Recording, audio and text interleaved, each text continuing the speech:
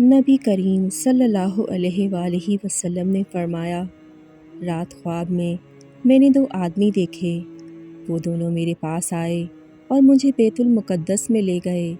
پھر ہم سب وہاں سے چلے یہاں تک کہ ہم ایک خون کی نہر پر آئے۔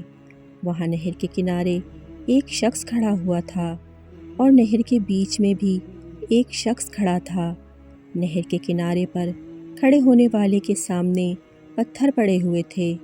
بیچ نہر والا آدمی آتا اور جو ہی وہ چاہتا کہ باہر نکل جائے، فوراً ہی باہر والا شخص اس کے منہ پر پتھر کھینچ کر مارتا، جو اسے وہیں لوٹا دیتا جہاں وہ پہلے تھا۔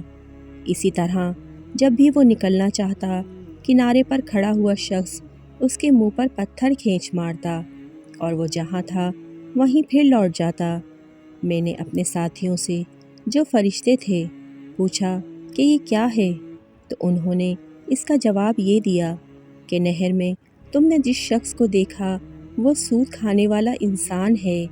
اللہ تعالیٰ کا فرمان ہے کہ جو لوگ سود کھاتے ہیں وہ قیامت میں بالکل اس شخص کی طرح اٹھیں گے جسے شیطان نے لپٹ کر دیوانہ بنا دیا ہو۔ یہ حالت ان کی اس وجہ سے ہوگی کہ انہوں نے کہا تھا کہ خرید و فروخت بھی سود ہی کی طرح ہے، حالانکہ اللہ تعالیٰ نے خرید و فروخت کو حلال قرار دیا ہے اور سود کو حرام۔ بس جس کو اس کے رب کی نصیحت پہنچی اور وہ سود لینے سے باز آ گیا تو وہ جو کچھ پہلے لے چکا ہے وہ اسی کا ہے اور اس کا معاملہ اللہ کے سپرد ہے۔ لیکن اگر وہ پھر بھی سود لیتا رہا تو یہی لوگ جہنمی ہیں اور یہ اس میں ہمیشہ رہیں گے۔